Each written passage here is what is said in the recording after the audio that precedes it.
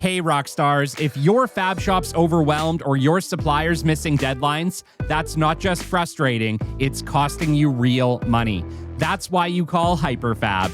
Based in Lethbridge, Alberta, Canada, and trusted across North America, they deliver custom metal fabrication for industries where precision and speed matter most.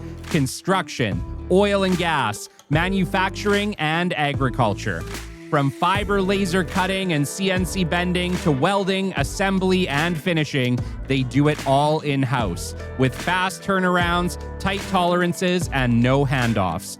One prototype, full production, no problem. HyperFab shows up when others can't and delivers when others don't. Head to www.hyperfab.com or call Colin Harms at 1-403-308-3308. Fabrication without compromise. That's the HyperFab edge. And you know what? I'm just gonna talk about the affordability crisis of it, just because I think it's really important, right? Like if us at a higher end, at a upper middle class, are struggling to pay for something like therapy, right? Especially not just for us, for our kids. Like if our kids need therapy, right? It's like we're gonna pay it, but it's gonna put a major dent in our month to month income. I'm just gonna throw a number out there because the last time that I went to therapy, I paid, I think, somewhere around $220 an hour. And I'm not gonna say that it wasn't worth every penny, because first thing, it absolutely was. But $220 Canadian an hour starts to add up very, very quickly if you're doing therapy once a week. It sure does. It sure does. Yeah. And you're in Alberta. And so Alberta has the highest standard rate of therapy costs. I don't know why that is. And that's one of the things, with Health Clinic Canada, we do offer support in every province with licensed professionals. And we have tried to kind of make a unified pricing based on all of that research and all of the sort of recommended costs. In BC, where our headquarters is and where I live and work, I think standard pricing for therapy is somewhere between $140 and $160 an hour. Okay. And our clinic for our full fee is we range from $130 to $150 an hour for a standard 1 hour with one-to-one therapy. So it is on that slightly lower rate, which is, it helps money go further. It helps you be able to see a therapist more often, more regularly, and with less stress because 5 sessions at $220, that's a huge bill, right? Yeah. And I shit you not, you have to be rich to have mental health problems in Alberta. You better be making that oil money to pay for your mental health. The great Mark Cuban once said, "Business happens over years and years. Value is measured in the total upside of a business relationship, not by how much you squeezed out in any one deal." And we couldn't agree more. This is the Business Development Podcast, based in Edmonton, Alberta, Canada, and broadcasting to the world. You'll get expert business development advice, tips and experiences, and you'll hear interviews with business owners, CEOs, and business development reps. You'll get actionable advice on how to grow business. Brought to you by Capital Business Development, capitalbd.ca. Let's do it. Welcome to the Business Development Podcast. And now your expert host, Kelly Kennedy. Hello, welcome to episode 302 of the Business Development Podcast. Today, it is my absolute pleasure to bring you Maureen Codispodi. Maureen is a registered clinical counselor with 25 years of experience in mental health, education, and counseling. She is known for her ability to create calm, welcoming, and safe spaces where her clients feel heard and supported. Her work is rooted in a deep commitment to meeting people where they are, empowering them to heal and grow at their own pace. With a client-centered and integrative approach, Maureen has dedicated her career to helping individuals navigate challenges such as immigration and acculturation issues, neurodiversity, and mental health concerns like stress, anxiety, depression, and trauma. As the founder and director of Health Clinic Canada, she is breaking down barriers to therapy, ensuring mental health support is accessible to all, regardless of location or financial status. More than just a counselor, Maureen is a visionary in the mental health space, reshaping how Canadians access care. With a passion for equity and inclusion, she leads with purpose, ensuring therapy is not just a service, but a movement towards real change. Through Help Clinic Canada, she is building a legacy, one that makes quality mental health support affordable, available, and impactful for people nationwide. Maureen, it's an honor to have you on the show. I'm so glad to be here, Kelly. Thank you. My gosh, I struggled with that one. See, 302 episodes. I still make a ton of mistakes. I am human. Yeah, aren't we all? I know people like to think they're like, oh, well, by the time you're at like hundreds of episodes, you just got it. You got it all figured out. It's like, no, I still word mush mouth. I still misread things. I still have like errors all the flipping time, guys. I still struggle from day to day with podcasting. And I doubt that's ever going to change because you know what? I'm human. Yes. Yeah, you did well, Kelly. I was impressed. That was a mouthful. So Yes, it was. But honestly, congratulations. You have done a ton in your career, and I'm really excited to have you on the show today. I'm really excited about the timing of this show right before Christmas, which, as we know, my gosh, a lot of people are struggling right now, Kennedy family included. At this point, we have actually done, I believe, 5 back-to-back birthdays. wow. At this time. It's absolutely bonkers in our household, the birthday mess that is December. Uh-huh. And our family's very similar, Kelly. Very interesting. So, yeah. Oh, goodness. It's a blessing. It's a blessing and a curse sometimes. Me and my son actually share the same birthday, which is super, super cool. That is cool. Love it. I love it. But it just added another birthday to an already very struggling birthday mix. Yep. Yeah. Both my daughters are we just had their birthdays. So, yeah, it's an interesting time. And then add Christmas and yeah, it's a lot. It is. It is. Last year, I guess we're going to be speaking at this point. Last year, we moved into a new home in October and it was cash tight. Let's just call it cash tight. And then you kind of ran into that like back-to-back birthday mix and then Christmas. And me and Shelby were just like, oh my gosh, like, how are we supposed to figure this out? Like, we're only human. We're not loaded. We're not rolling in it. We're just like trying to figure out how to balance life. And I know, I just saying to my people out there who struggle at Christmas time, who struggle with the new year, we're right there with you. We're right there with you. And, I hope, Maureen, to be able to like shed some light and provide some like hope and inspiration for these people today on our show. I love mental health topics. They ended up becoming one of the like highlights of the show that I never saw coming. I never realized how important mental health was going to be in business operations, in business development, in just being able to stick with anything. The mental health aspect is it's absolutely critical. And it seems really crazy. And, one of the things I want to talk to you about today is that weird roll-off that happened during COVID. Because it's like we took mental health really, really seriously, right? It's like COVID came and we're all sitting in our basements, losing our minds. I started a podcast and a business, figuring out life, feeling the pressures of life. And then COVID ended. And it's like, people just forgot about mental health again. We're right back in like don't worry about it. Just keep on crushing on. Like, forget that happened. Yeah.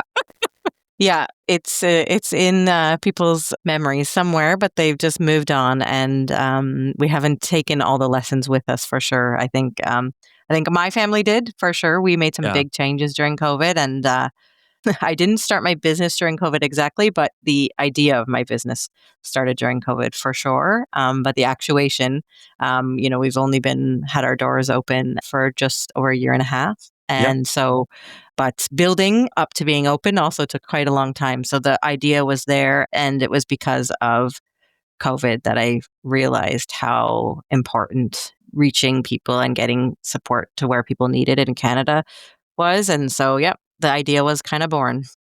The reason that I was immediately interested in what you had to say when we first got together was the fact that you were doing reasonably priced mental health care. Right? Here's the thing. here's the thing, and it's funny because me and Shelby, we do okay. Like we do Yep. okay for Canadians. We question sometimes why it's so hard to actually get ahead because as Canadians, I think, we're in the upper 10% for sure of being able to Yep. like make money. But being able to get ahead as a larger family has been almost impossible. Like just the cost of everything, Mhm. the cost of. So the funny thing about mental health care, me and Shelby have both gone for counseling. We both taken therapy. But my God, we do okay. And it is prohibitive. It is Mhm. so flippin' expensive that I Yep. think it's truly for the rich, which to me Yep. doesn't make any sense. It's like you have to be wealthy enough to get mental health care in a time that we are prioritizing mental health care. It seems absolutely Mhm. crazy. Talk to me about Yeah. that. Yeah. Well, and it's those gaps in our Canadian culture, right? So we do have we do have medical that's covered, but usually that doesn't include mental health supports. And if there are publicly funded mental health supports, meaning they're free or accessible, there's huge wait lists. And those people on those wait lists are usually people that are really, really struggling. And then if anybody wants to be getting some help with some normal stuff or be proactive about their mental health, it's either, you're paying huge sums of money out of pocket or you need a job with really good benefit packages. And, there are really good jobs with benefit packages, but a lot of like human based professions, teaching, paramedics, nurses, their packages are quite low, which when you Yeah. look at all the data, it's kind of shocking because these are the people on the front line helping. And as well, business owners mostly don't have extended health benefit packages unless you have a spouse that has something or you buy into something, but you generally are paying out of pocket. And so one of the best parts of our organization is that our regular fees for our clients, so our full fee that go to our fully licensed therapists, we set them at a slightly lower rate, and the splits for the therapist are higher than with other organizations. So most of that money is going into the hands of the therapist Yeah. to try to support preventing burnout for the therapist and preventing them from having to overtake caseload.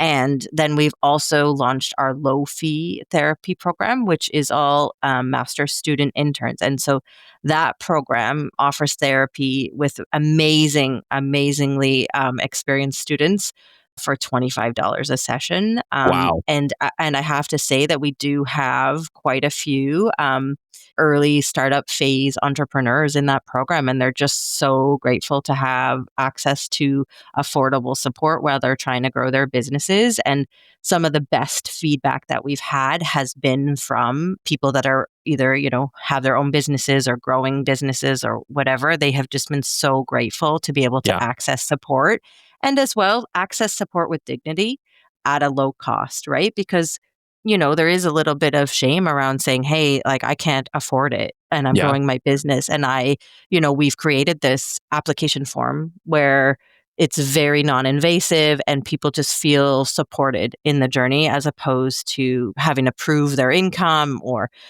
sort of justify why they can only afford the $25. We try to, make sure that process is done well for clients. And Yeah. so far it's been really successful. I Definitely. love that. I love that. And you know what? I'm just gonna talk about like the affordability crisis of it, just because I think it's really important, right? Like Yeah. if us at a higher end, at a upper middle class, are struggling to pay for something like therapy, right? Especially like not just for Mhm. us, like for our kids. Like if our kids need therapy, right? It's like we're gonna pay it, but like it's gonna put a major dent in our month to month income. I'm gonna throw a number out there because the last time that I went to therapy, I paid, I think, somewhere around $220 an hour. And I'm not going to say that it wasn't worth every penny because, first thing, it Mhm. absolutely was. But $220 Canadian an hour starts to add Mhm. up very, very quickly if you're doing therapy once a week. It sure does. It sure does. Yeah. And you're in Alberta. And so Alberta has the highest standard rate of therapy costs. I don't know why that is. And that's one of the things, with Health Clinic Canada, we do offer support in every province with licensed professionals. And we have tried to kind of made a unified pricing based on all of that research and all of the sort of recommended costs in BC, where our headquarters is and where I live and work. I think standard pricing for therapy is somewhere between 140 and 160 an hour. Okay. Um, and our clinic for our full fee is we range from 130 to 150 an hour for like a standard 1 hour Yeah. with one-to-one therapy. So it is on that slightly lower rate, which is, it helps money go further. It helps you be able to see a therapist more often, more regularly, and with less stress because 5 sessions at 220, that's a huge bill, Oh yeah. right? And Like I you shit know, you not. You have to be rich to have mental health problems in Alberta. You better be making that oil money to pay for your yep. mental health. Mhm. Yeah, it's very interesting. It's very interesting, the landscape. Like Canada, I don't know, there's just all these different factors involved and with regulations for therapists, it's all very different as well. So Yeah. there's a lot to navigate operating this company for sure. And just doing that research, you come to know like how different provinces operate and sort of where and why there's those gaps. It's Yeah. really interesting. Yeah.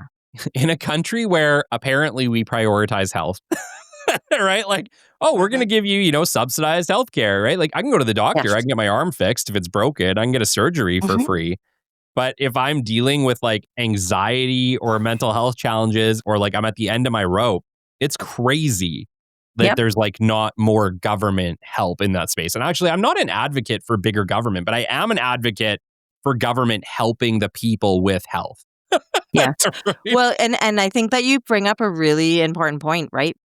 I think, I'm not our public health care is amazing. I've lived in countries where there's no public health care, right? And I am really grateful for it. However, there's gaps, and one of the gaps is in how they conceptualize mental health care. So is it something that's part of healthcare? And so that's the issue. It's like this separate thing that doesn't belong there, even Mhm. though the research says it does and everyone kind of knows it does. The government systems haven't caught up to that philosophy or that belief that mental health care is healthcare. Yeah. And so there's this basically systemic gap in recognizing, how and why people need help and, forget being proactive. So the only way you get into a free or subsidized program is on a huge wait list and probably when things, when you probably should have got help long before then. Right. Yeah. And so being proactive about mental health becomes almost impossible. And so we really strive to change the conversation about mental health and being proactive and like talking about it when it's just a rumbling or talking about it when it's just something normal. And I've had some pretty good conversations about this, but I like to say the analogy of like mental health care should be just like going to the gym, right? So like you're Yeah. working on your brain, you're working on your mental health, just the same as you'd go to the gym to, work on your physical health. My argument would be that your physical health is directly impacted by your mental health. And if we want healthier people, we need to worry about the mental health aspect first, because if more people were looked after, I think there'd be less physical ailments. I really do. 100% agree. And there would be literature to back that up, Kelly. That's just not a speculation. We know there's a direct correlation, right? So taking care of our mental health means that we have healthier bodies in general and we're healthier people in all ways, right? It also impacts like how we parent and there's just so many ripple effects of taking Yeah. care of your own personal mental health that are sort of not quite part of the conversation, or we're not quite caught up to that as a country. Yeah, absolutely. Absolutely. Well, we kind of got a little bit ahead of ourselves, before we ended up on this journey. I know you've done an absolute ton in your career. You've been a teacher around the world. It's super, Yeah. super cool. Lead us into, who is Maureen Codispodi? Yeah, I'd love to share. I'll try to give you the Coles Notes version, but I started my career in mental health like 25 years ago. So I worked a lot of community-based mental health, and I realized that I couldn't do it sustainably and that I was going to burn out. Yeah. Quite honestly, I realized that quite early, about 5 years into doing it. So I thought, no, I've always wanted to be a teacher. So I moved to Australia, became a teacher, and then started working in international schools around the world and absolutely loved my life. Traveled the world, did some amazing things. I work in inclusive education as well. So that's one of my passions. And, I have always sort of followed my heart as opposed to like trying to like do the I'm going to be in this one career forever. I've just kind of let my gut and my heart lead me where I wanted to go, and I think that it's allowed me to have some amazing successes in my career. But the main thing that I know is that I always want to support people no matter what I've been doing. And I'm kind of a lifelong learner. Like I remember finishing my undergrad and thinking, oh, I never want to do that again. And, Mhm. a few more degrees later and a few more credentials later, I'm still on that track. And so going back to school as an older person to become a therapist, when I got into the profession, I realized, oh, this is where I needed to be, right? And truth be told, I don't know that, the 23-year-old me would have been as successful, right? I'm really grateful for my life experience and my Sure. journey because it really informs how I support people. And I think that, I'm just really grateful to be able to do what I do. And, I mean, truth be told, I have a lot of professional experience where if my business was not successful, I could be working tomorrow, right? Sure. And that's, it's a good feeling, right? To know that I wouldn't be without work, right? And I have always kind of followed my heart and just let everything drive me. And I don't know if I told you this when we met, but one of the reasons that I also started Help Clinic Canada was because about 15 years ago, I actually fundraised and cycled across Canada solo. And Wow. it was during that cycling trip that I got to talk to so many men. Actually, it was quite interesting, who shared their journeys of losing their wives, losing their daughters to breast cancer with me, and Wow. it was quite amazing because I just realized like how open people could be and sharing their journeys with me. And it made me realize too that I have traveled this beautiful country in many ways, but there's just so many remote communities and there's so many populations where people don't get the services that they need. And, Yeah. as I started to build this company, thinking about mental health at that time, I was like, we've got to figure out a way to make this accessible to everyone. And quite honestly, COVID decided for me that my vision of creating this online therapy company that I'd had was Yeah. actually, A good it one. was almost like perfect timing, but I'd Yeah. already had this like, I know that online therapy will work. Yeah. And then COVID came along and gave my company a nice big shove. So then all the stars aligned, but I know that my path and my journey has led me here, to be able to support as many people as possible. And one of the things that I think that our company is doing really well is actually it's sort of unsaid, but because we do have this low fee program where we have master's student interns, is for me, one of my passions is creating safe spaces for learners. And because I come from a background of education, I absolutely love having practicum students and love being able to create Yeah. spaces for them to learn and to grow as therapists and to nurture them as professionals. It's such a honor, quite honestly. And so, I know that no, everything I've done has led me right here. Yeah, that's so amazing. It's so amazing that you kind of get to like inspire and help lift up the next generation. The older that I get, the more I realize how important it is for people to just get that first opportunity. It's amazing how powerful and how important that first opportunity is. And yet for some people, how out of reach it can be for them. 100%. Yep. Oh, no. And when you say that, I just think too about like if you did a parallel with that idea with the low fee therapy, right? Like some people just think it's out of reach, but by providing that opportunity, people get a taste to be like, oh, like I can see why this can work. Yeah. And ideally 10 years from now, I'm sure that the conversation around getting mental health support and getting therapy is going to be a very different one. Having that first time to be able to do it is great, right? Yeah, absolutely. And I want to talk about it. I want to talk about, the challenges specifically for us men Yeah.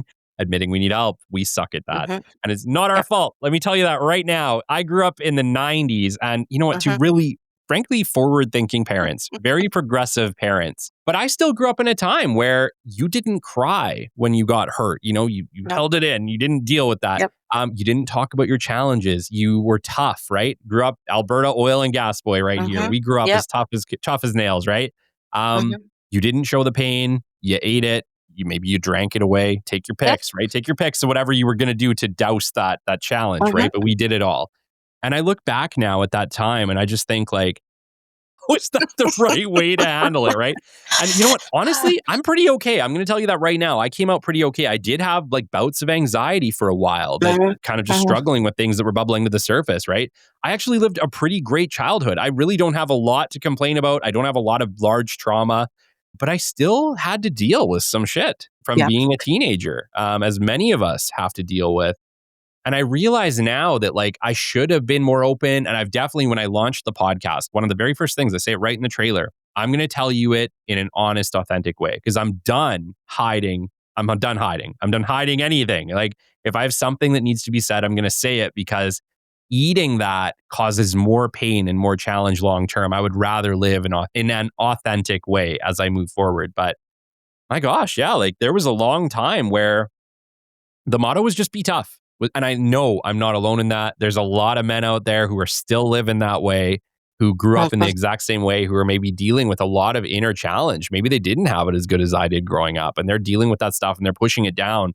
And I don't think they realize maybe how much those things are affecting every choice and every decision they make throughout their day. You know, when you said just living that authentic life, like there's two pieces here.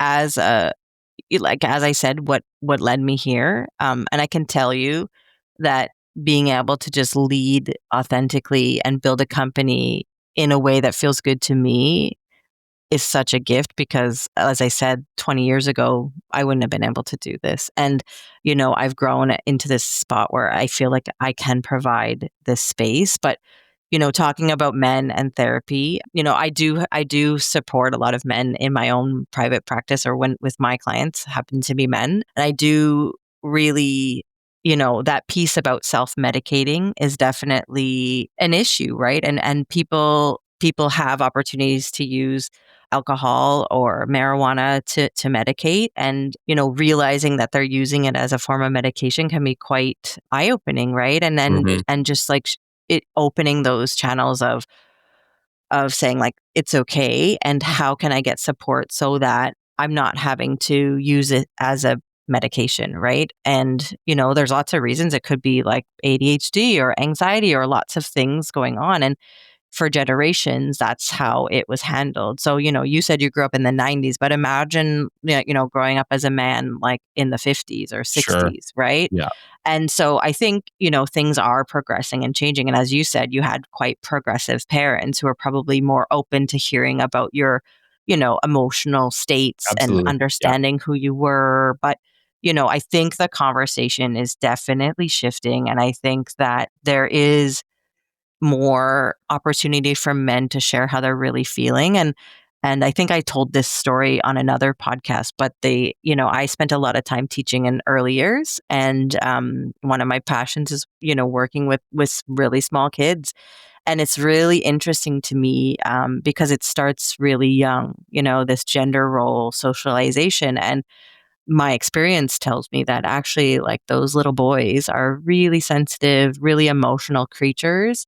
And it's actually the girls that sort of have the, you know, intuitive regulation strategies and are able to adapt emotionally more quickly and show more maturity in that way. And so, you know, it's not surprising to me when kids and little boys are not given the opportunity to learn about it, how they end up. So, and I have to say, education is shifting, right? In almost every classroom, you'll hear teachers talk about regulation and zones and, you know, feeling happy. And it's definitely not a gendered conversation. It's more about like identifying how you're feeling and acknowledging how you're feeling. And, you know, there's probably not many early years classrooms or classrooms at all that are not talking about this now. So I think, you know, our children are going to be having very different conversations in their adult lives and being a lot more willing to like open up and share and take care of themselves, quite frankly. Yeah. Yeah. It's I have 4 boys. Uh-huh. I can tell you right now that the emotions run hot in the Kennedy household. My gosh. Just to give you an idea, one of our boys this morning didn't get his turn on PlayStation and decided to just hit the other one with a chair. Yeah. So that was the level of like, oh my gosh, like I needed some self-regulation in that moment, because I'm like, my gosh, you do. Yep. I could spank him right now, but you know what? It's not going to help. It is not going to help. Yeah. No. Being a parent to young children of any gender, honestly, I think, it is like that self-regulation piece is Yes. so tricky in those Oh moments of, boy. yeah, when they challenge you. I have two daughters and they are pretty calm, actually. And I say that from experience, but there is sometimes where it's just like, wait, I've got to like take a step back here Yeah. and just breathe, right? Yeah. Well, me and Shelby both take the we don't have any like discipline like that. We don't spank or anything like that. We try to just like walk through it, but man, like I guess my view on it is this is that if I'm trying to stop them from hitting each other, how is me hitting them teaching them anything good? It never Like, will. it's just It not going to help. never will. But I do No. find myself regularly as a parent trying to reach for like what can I do? Like at the end of the day, we typically take the PlayStation away. That's the thing they love the most. That's the Yep. best possible recourse, right? But Mhm. it is flipping hard. Like people Yeah. don't talk about how challenging it is to be a parent. We're on here to talk about entrepreneurship and we're going to get No, there. But we we got to will. talk about parenting too because for me it's a big deal. I have 4 kids. I Mhm. love being a dad. Being a dad is one of the greatest things that's ever happened in my life. But being a parent, you're never prepared for it. No, You're never no. prepared for it. And you're definitely not prepared for it when you're dealing with silly things like, oh, I hit my brother with a chair. He's hurting in the basement now. And then I was Yeah, justified to do so, because he didn't give me my turn or whatever it is. It's, oh absolutely. goodness, my gosh. It's like, I never would have thought entrepreneurship is hard. But honestly, I just come to the conclusion that life is hard. Yeah. Yes. Yeah. And I think honestly, like an analogy for entrepreneurship is parenthood. Like you have a goal, you have a plan, you have this idea of what's going to happen, and then the reality hits, and then you're like, oh wait, I Yeah. have to deal with like these million things simultaneously while keeping my cool, Yeah. and and looking at the sort of the long game, right? Yes. And with kids it's so unpredictable and you don't know who they're going to be as human beings, and like we can't decide their personalities or their temperaments or how they're going to interact with each other or any of that, and all of that is out of our control. And Yeah. being an entrepreneur, there's so much that's out of our control. And Yeah. so I think being a parent has probably helped me a lot more than I realized until you were just talking about it now. To become an entrepreneur, it's like, oh wait, I do have these skills. Hold on. Yes, and honestly, I'm actually asking for your parenting Yeah. advice on this one Yeah. because as a parent in 2025, it's flipping hard, right? Like we're trying to Yep. contend with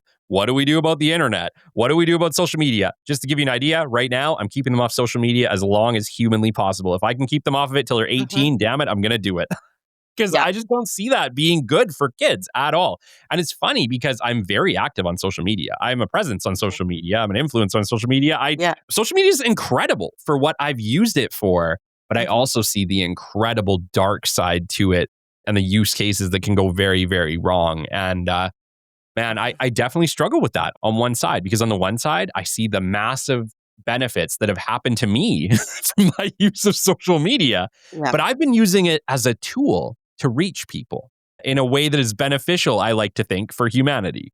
Yeah. And the ways that I see social media being used towards kids, not so Yeah. much. Yeah. It's I think this is a battle that a lot of parents are dealing with, and there's so many different ways to deal with it, right? And it really depends on philosophically like who you are as a parent and how you want to be as a parent. But I think ultimately putting your head in the sand is not going to help your kids. Being proactive, having a strategy, having a plan, like sharing that plan with your co-parent, making sure your kids understand the plan and that it's intentional, right? That you're not saying you can't go on social media because I say so, but these are the reasons, and teaching them the reasons is going to skill them to be able to use the internet, use whatever devices they want, but using it safely. And so there is a dark side. There's lots of links between addiction on social media, and addiction to other things. Mm, Because it can be quite an addictive thing. And when you think about like a young developing brain yeah. being on a screen, it's like they're getting, their hit constantly of this endorphins. And so like they want the good feelings, they want all of that to happen. And so you as the parent are essentially acting as their like frontal lobe and helping them with the things that they can't control. And so like unfiltered, unattended use of any type of, technological thing is never going to be good for a kid. Like as the adults, having a plan and being clear about what the boundaries are and why, right? So as they're ready to learn about certain things, like making sure that we're teaching them why, because that's what's going to have them pause and think, oh yeah, I remember I had that conversation with my dad about XYZ and this is Yeah. dangerous. And so I'm supposed to proceed with caution, right? Yeah. Yeah. My gosh. Yeah. I like to think I'm a good dad. I definitely try. It's on my list of things to do that I really want to be a good parent. And man, Maureen, I'm struggling with it. And I'll tell you why I'm struggling with it. Because I want to be a good parent. I want to be an exceptional entrepreneur. I want to bring great shows to people twice a week. And I want to grow a business. And I want to be a good partner. And I feel like in that mix of things, the pie that is what Kelly wants to have happen with his life, I think I do great in some areas and in other areas I struggle. And I'll tell you right now, I'm not afraid to say it. The parenting aspect is something that I want to get better at and that I'm struggling to balance great parenting with being a great entrepreneur. Yeah. There's never a perfect balance to anyone's lives, entrepreneur or not. And I think I have to be honest, like one of the simplest things to recognize is that like people that are sort of just going through the motions and not being an intentional parent are the people that we need to worry about. But when people are actually thinking, hey, how do I do this? How do I get better at it? What do I need to do? Wait, the balance is off. You're already kind of ahead of the curve because you're actually trying to do it intentionally and give it thought. And you know what? Recognizing that it's not always the balance isn't always going to be correct. And so right now there's probably just like that lack of balance, right? Just like, being an entrepreneur is going to affect many parts of our lives. Being an entrepreneur and being a parent is a struggle. I'm dealing with the same struggle, right? I have a spouse that works a lot of hours and then I'm working a lot of hours and then I have kids and we're trying to, balance healthy things. And oddly enough, I work online all the time. Yeah. And yet I say to my kids, oh, no more screen time. But you're always on the computer. I know that. Right? I know that battle. So it's a really hard thing to explain. Yes, it really is. Oh my gosh. My kids call me out on that all the time. They're like, Dad, you're always on the computer. It's like, I know I'm working though. Yes. Trust me, this is work. And they're like, well, it just looks like you're on LinkedIn. I'm like, I know it looks that way. That's part of my work now. Yeah. Absolutely. Absolutely. Oh my goodness. Okay, yes. And here's the thing. And we're just going to get into it because obviously I'm a podcaster, I'm a content creator, I'm a business development expert, I'm a coach, and I do retainer contracts for business development still. And I'm a partner and a dad. So I'm like, honestly, people ask like, why don't you get out more? It's like, that's why I don't leave the house if I don't have to, just because my life will fall behind the moment I do.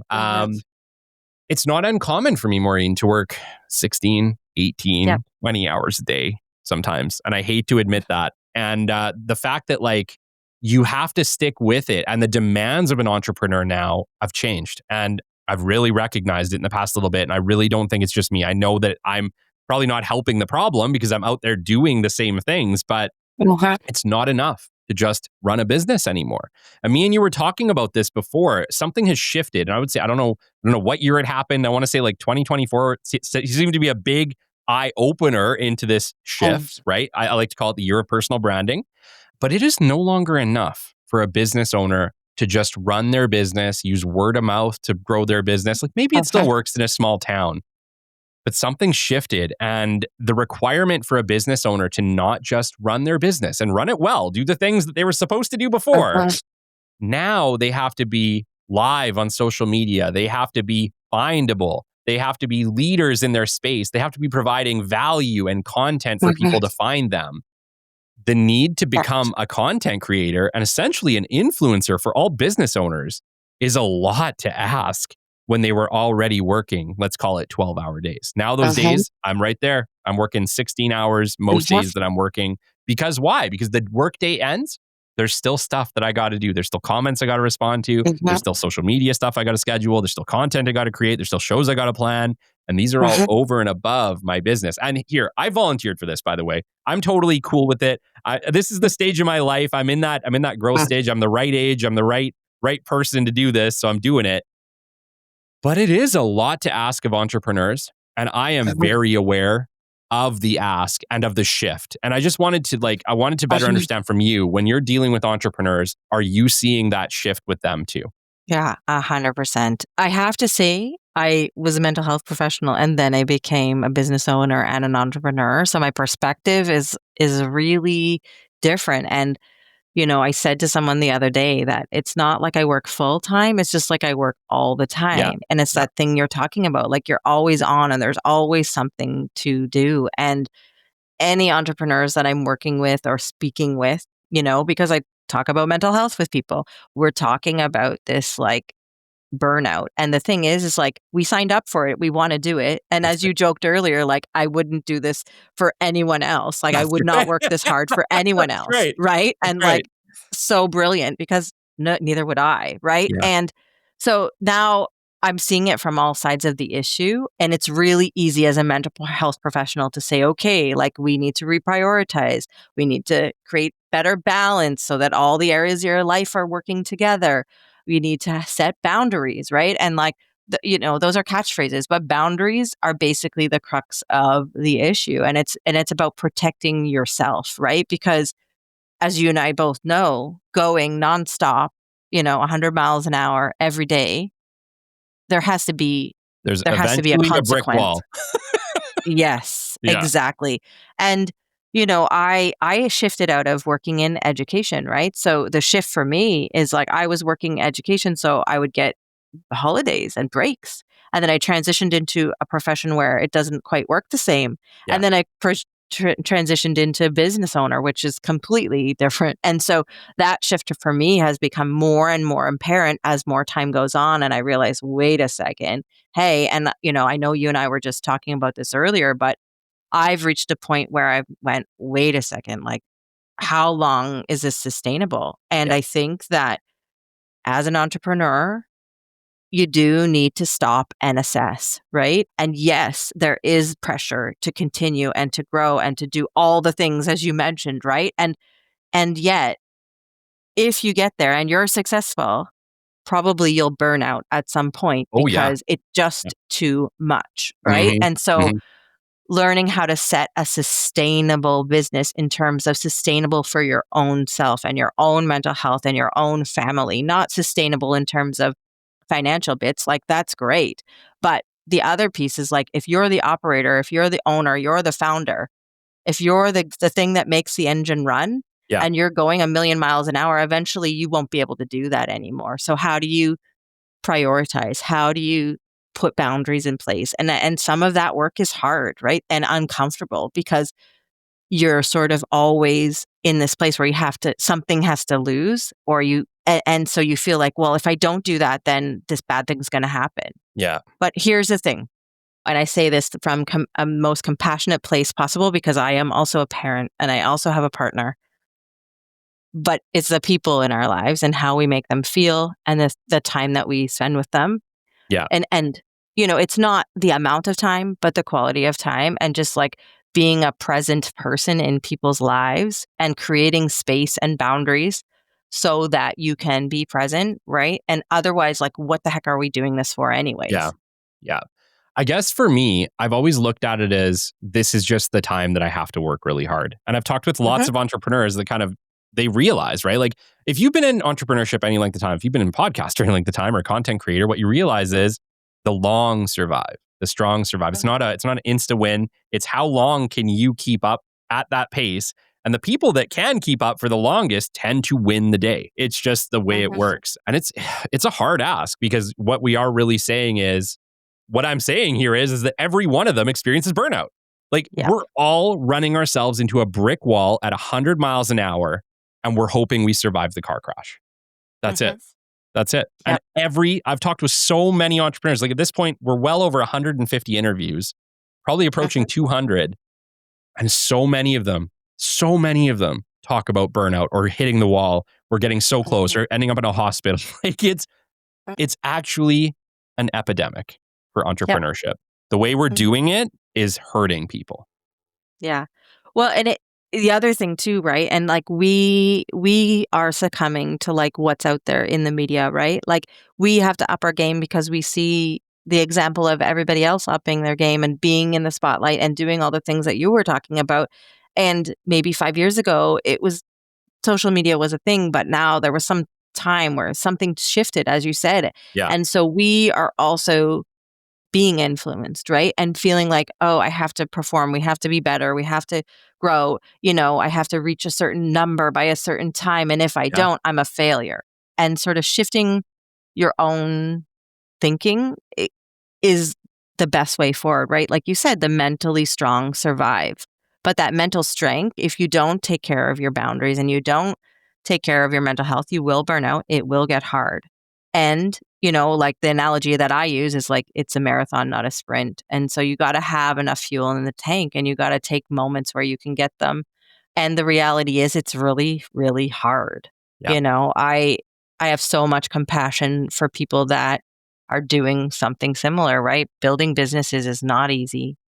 And yet here I am, right? So like I'm like the living dichotomy. I'm going, hey, like I'm a mental health professional, get some balance, do all the things right, set some boundaries. And then yet I'm working all the time. So you realize that you have no choice if you want to make it, right? Like, and I hate to say that because I wish there was a different way. Because honestly, I'm okay, and I'll tell you my like safeguards. I'll tell you what happens to me when I know I'm hitting a wall. And maybe this helps other people. Maybe it's a horrible thing to do. Maybe I really am just doing it wrong. You can bring me up to speed on this. But for instance, I think I've realized that if I want to keep competing, if I want to play this game, if I want to become one of the best, I have to play the game. I have to play the game the way the rules are today. The rules today, they're stacked against me. They're stacked against me physically, mentally, and in my business, in success, right? Like everything is out here to kill me. Everything is out here to stop me from being successful, and I got to grit through and do it. However, I also realize that at the pace that I go, at some point, I'm going to run up against that wall. And I've hit it multiple times. I'll tell you that right now. I've never actually experienced full-blown, I need to be hospitalized burnout. But I've hit the wall where I'm like, I'm losing it. I'm dealing with like, I'm not motivated. I'm feeling anxiety. I'm stressed out. I'm thinking about everything. How do I make it? How do I not die here? Right? And when I hit that moment, sometimes I'll go over to my partner, Shelby, and I'll just say, babe, we need to get out of here. And for me, and maybe you experience this as well, because everything is at home. My business is at home. My podcast studio is at home. Like when I'm at home, there is no getting away from work. I live work. I'm there every single day when I get out of bed. The only room I don't work in is my bedroom, right? Like it's just, that's it. But I'll look at her and I'll just be like, look, I need to leave. I need to get out of here. And for me, taking a complete reset break, like I'm talking like, I'm not looking at social media. I'm at a hotel with my boys, playing on water slides, being a dad, living a dream for those 2 days. And when I get back, I feel fresh. I feel repaired. I'm not saying that this is going to work for me long term. What I'm saying is the handful of times that I've found myself there, that has helped me in the short term. But for me, I just don't see a way forward in the current business paradigm without me ending up at that wall over and over again. And so just finding ways to like not hit the wall and die seems to be my avenue of choice, at least at the moment. Yeah. Well, and I think one thing I can say is like I said at the beginning of our conversation, like being proactive about your mental health, right? And like talking to someone, right? Not just your partner, but talking to an unbiased person who is just there to listen to you and support you with what's next. I think that's an important piece, right? And I say that obviously like that's my business, but I believe that, right? And so I do practice what I preach, right? I get support in that too. And I think, yes, taking breaks is really important. And I think both you and I are of the mindset, it's like, now this is the time to work hard and then, right? And so for me, I have sort of like some timelines on years of like, by X, then this, and if not, then that, right? So that I'm the priority and my family's the priority. So there has to be like, well, if we haven't reached this point by this date, I'm going to reassess because I can't sustainably do what I am doing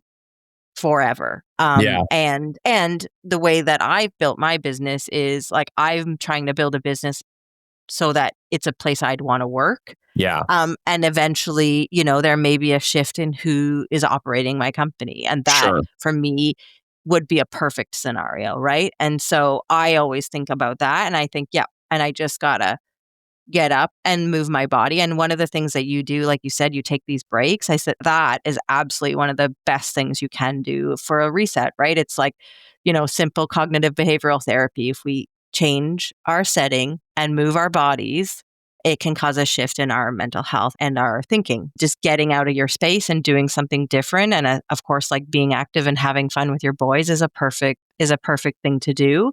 Yeah. But what I would say is like doing it not in reaction, but in being proactive. So like, like trying to do that more before the burnout.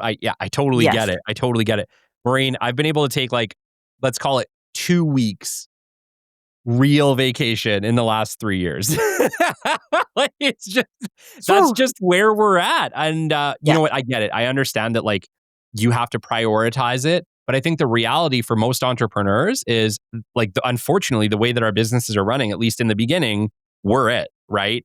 Yep. And so even taking that time can be almost impossible. Like I think a lot of people are not like acknowledging that most entrepreneurs, it's not that they don't want vacation. It's that when you're building a business, there's not a lot of time for vacation in the very beginning, right? And I think we gloss over that. We forget that's typically just not available to them. Yeah. And it comes at a cost, right? So like taking any breaks comes at some cost, right? But I'm just going to just put this out there for you to chew on, is like, at what cost, right? So like what is the priority, right? And as I said before, like if there's no you, there's no business. Yeah. And so keeping that in mind as you're sort of like driving down the road, checking your mirrors, like, hey, am I resourced? Do I have what I need? Am I about to burn out? Did I schedule time away before I felt I had to take the time away? Right. And so trying to be conscious of it. And it's really hard, and acknowledging that. And one of the simplest ways of feeling like, oh, wait, I'm not alone, is by talking to other entrepreneurs and being like, yeah. And not to have like a pity party, like, oh, this is so miserable, but to have a shared conversation, a shared understanding, and that shared experience. Like just this conversation with you right now has sort of like acknowledged me and made me feel validated, right, in what I'm doing, right? And it's like, yeah, I hear you. I see you, Kelly. Like what you're doing is amazing. And there's other options out there. Let's open the conversation, but let's support each other and say, it's hard. Yeah. One of the big blessings that I've had from this show was connecting with so many entrepreneurs and being able to have that level set conversation where it's like, oh, you too. Okay. You're doing really good. So if you're struggling, then I must be okay as well. Yeah. It's been really eye-opening with all these conversations with entrepreneurs, just how much the shared struggle is, no matter whether your company makes $400 million or you're making your first $40, It's crazy. We're all experiencing a lot of the same problems. Yep. Absolutely. Absolutely. Maureen, you must have so much insight. Sorry, I'm just amazed. The nuggets that you must have from all the entrepreneurs. I would love to see those like collated in one spot. Who knows? Maybe you should write a book, Kelly. We have all the audio. Maybe one day when we make enough money, I can hire somebody to put all of the best nuggets into one really great video. That would be pretty cool. Yeah, there's been a lot. It's been incredible, actually. It's been one of the coolest experiences of my whole life. And like I said, it's been hard work, but I wouldn't trade it for anything. Like it's changed my life. I'm a better person for doing this. So it's been pretty cool.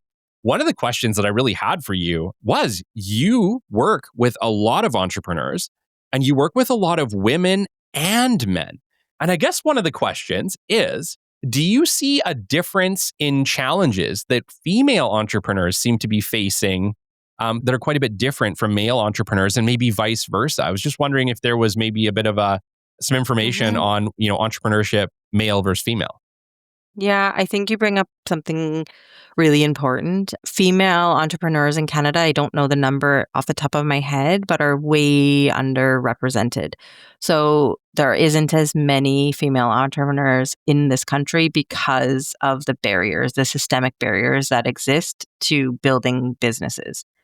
And so the ones that sort of get in the ring and do it anyways, I think they have a lot of expectations on them. So females feel like, I can't fail. And I'm sure men experience this too, but it's like, it's just the situation isn't set up for them to succeed. And then they're like, well, I don't care. I'm going to climb that obstacle. I'm going to climb that barrier. I'm going to do that. And so what you see is like women are burning out, men are too, but it's because of a different issue. And I don't know that there's any, system to it. I don't know the numbers, but you might know better. It's like, I don't know if female founders are more successful than men or men are more successful than women. I don't know that. But what I see in the counseling room is that women are feeling a lot of like not good enoughs, and I don't deserve to be in this space. And if I speak up, if I'm loud, if I'm clear, if I'm whatever, I'm perceived as something bad. And so like being a strong voice, being a model for what you want in the world, we sort of have to like fit into the shoes or fit into the thing that society wants us to. And so being a female entrepreneur has its own unique challenges, but there's a lot of internal self-turmoil that happens and a lot of just trying to do it anyways in the face of those internal struggles. I think with men, what you see is, there's more confidence for sure in building the businesses, but that burnout that happens is quite harsh, right? So it's like how you describe it, hitting that brick wall. Yeah. I think somehow intuitively women know sooner to take care of certain things or are, more open about how they're feeling. And so they're getting support in different ways, whatever that is, as they navigate those challenges. I do have to say, like, I belong to several different entrepreneurial women's groups or tech in women's groups. And honestly, women supporting women is one of the most amazing parts of being an entrepreneur for me, because women weren't naturally sort of socialized to support each other to win. And so it's amazing being part of this like evolution where women are just like championing each other and building each other up. And so I get the privilege of also being part of those groups. There is good things happening, I think, on both sides, but I think regardless of gender, it's hard. Being an entrepreneur is hard. Yeah. And I think one of the best things that we can do is speak our truth and be honest and be vulnerable and share what's really going on instead of pretending everything is fine. And so we do it because we're like, well, we're the face of the company and people are looking at us. But if you're honest, right, like it's hard. And so saying to my team, I had a hard week. I had some challenges. This is what's going on for me. Can anyone give me some support with this? Right. And it's amazing, right? When you show that level of vulnerability, people step up. Yeah. So I love what you said about women aren't afraid to ask for help. I really love that aspect of it, because I genuinely think that that's a big differentiator between men and women in general, is that I think as a guy, people look at us like we have to have all the answers. And because we feel like we have to have all the answers, we have to look like we do and we have to act like we do even when we don't. And it's not the right choice, but I feel like it's a bit of a systemic choice that's been thrown upon us, right? And we're far less likely to ask for help until we're already in some serious trouble. Yes. Like we're already 100 meters from the brick wall going 100 miles an hour before we're like, oh crap. Now I need to talk you're to somebody. exactly right. You're exactly right. And facts will support that. On a sad note, like men are much more successful at the completion of suicide, right? Yeah. And there's a reason for that, right? There's a reason that we get to the brick wall, or you get to the brick wall as a man, right? And it's like, oh, wait, and that thing we were talking about earlier, right? Like, suck it up. Boys are told to suck it up and don't show their emotions and don't tell anyone how you're actually feeling. And then, you end up in these roles as an entrepreneur and it's like, oh, no wonder. And no wonder I can't share how I'm feeling or thinking. I have a partner who works in a female dominated profession, and it's really interesting to have a partnership with a person like that who has a different perspective on something. Like, he doesn't work as an entrepreneur as such. He does have a little bit of a side hustle, but he's works full time in education, and he he has some interesting perspectives to share, and it always helps inform how I support men in my company too. And I think, people like you showing an example of vulnerability, showing an example of like being really honest about what's really going on, like challenges in life and parenting and business and whatever, you are representing what is possible, right? And so like not being afraid to say like, hey, this is hard. Hey, I had some anxiety. Hey, I needed to talk to somebody, Yeah. and that's okay. The more men like you who are in the spotlight saying those things, the more people are going to say, I can ask for help too, and it's okay, right? Yeah. I've been, like I said, blessed to have known a lot of people who gave me their ear, right? And so I could have that conversation with trusted men who were in Uh-huh. similar entrepreneurial experiences to me, where I could be like, hey, did this ever happen to you? Because I'm freaking out. And they were like, oh, yeah, Yep. that happened to me last Wednesday. And I could have that conversation, right? But Yep. it took me being vulnerable. And I'm going to say this right now to my men listening. You have to take the step. You have to talk to somebody and say, hey, do you have some time to chat? And I think you're going to find most entrepreneurs, especially, they're going to give you their time because they were you or they are you right where you are. And they've been there and they recognize how powerful that 5 or 10-minute conversation can be to helping you on your path. And so, don't be afraid to ask for help. I know it's not always common for us. We want to hit that wall. We don't want to ask, but I think you'll find if you ask for directions, it's not going to kill you. It's actually going to make you stronger. 100%. I can't. Such good advice, Kelly. I can't agree with that more. It's, and I, as a female, I experience the same thing. And it's not, I might go to a male entrepreneur or I might go to a female entrepreneur, but I'm going to feel just like that much safer going to somebody who I know maybe had a more similar experience to me Yeah. and have those conversations. And even me, it's hard for me to be vulnerable and do those course. things sometimes too, because I'm worried, like, am I a good enough entrepreneur? Are they going to think I'm a failure? Like, I have all these things running in my head too, because I'm just a human being at the end of the day. And I do have to be brave sometimes and say, hey, I need support. And that was part of the reason I joined a lot of these networking groups for women and supporting groups for women, because you just need to have people that understand and can help you through the challenges and can normalize it and validate you and say, yeah, I totally hear you. I totally see you. And it's okay. I've been there too. Right. Yeah, absolutely. Maureen, this has been absolutely incredible. Thank you so much for your time today. I feel like I got a little bit of a session here, which has been pretty good. I feel better, so it must have been a win. Yeah, I love it. I'm glad. Take us into Help Clinic Canada. Who are you for? What are your services? And how can people get a hold of you? Yeah, so Help Clinic Canada, it's our website is helpclinic.ca. And if you go on our website, you'll find you can book sessions, either consultations, which are free 15 minutes, or you can book right in with a therapist of your choice. We have lots of drop down menus to help make that choice easier for you. But if you need help, you can email us or call us and we can match you with a therapist. We offer full fee therapy, which is you can claim it back on your extended health benefits if you have it. And if you are a new entrepreneur or you don't have enough funds, that's okay. We've got you covered too. So we do offer $25 therapy. You just have to fill in a really simple application. But our whole mission is to break down barriers to mental health support across this country. Whatever you need, we've got your back. We also have a massive data bank of resources available online to support you in your local community. So check us out, check it out, reach out if you need support, if you want to talk, if you're not sure, reach out anyways. And, I'd love to support you. So whatever you need, we've got you. Amazing. And I will have the links in the show notes to the show, plus in all social posts, just so that you're aware. However, you're also active on LinkedIn. Are you having more people come and follow you?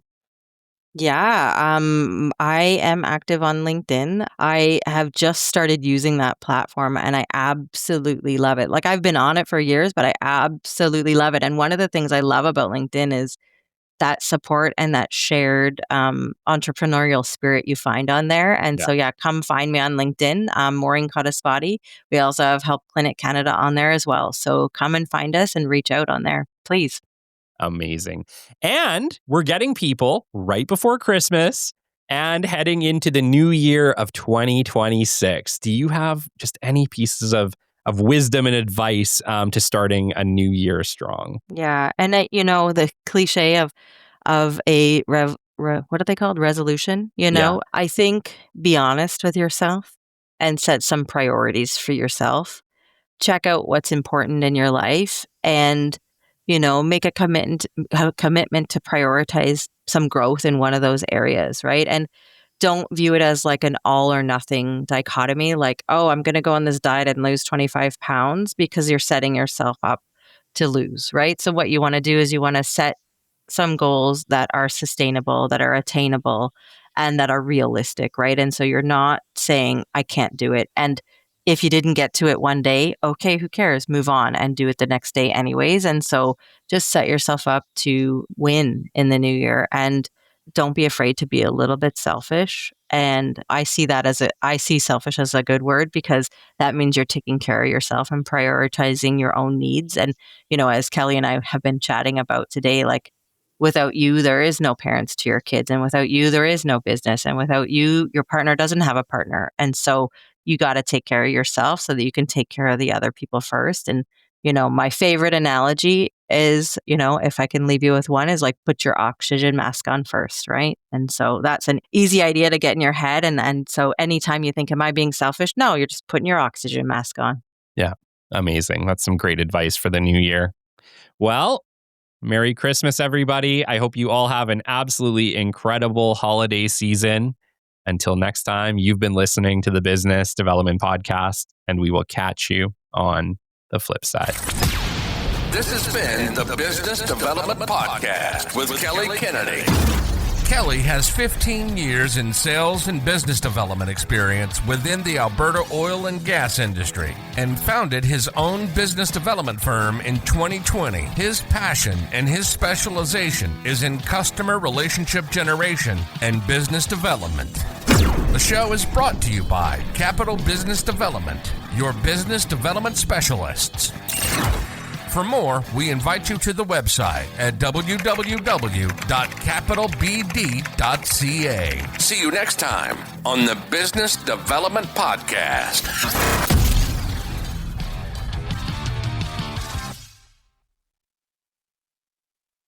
Hey, rock stars, if your fab shop's overwhelmed or your supplier's missing deadlines, that's not just frustrating, it's costing you real money. That's why you call HyperFab. Based in Lethbridge, Alberta, Canada, and trusted across North America, they deliver custom metal fabrication for industries where precision and speed matter most: construction, oil and gas, manufacturing, and agriculture. From fiber laser cutting and CNC bending to welding, assembly, and finishing, they do it all in-house with fast turnarounds, tight tolerances, and no handoffs. One prototype, full production, no problem. HyperFab shows up when others can't and delivers when others don't. Head to www.hyperfab.com or call Colin Harms at 1-403-308-3308. Fabrication without compromise. That's the HyperFab edge.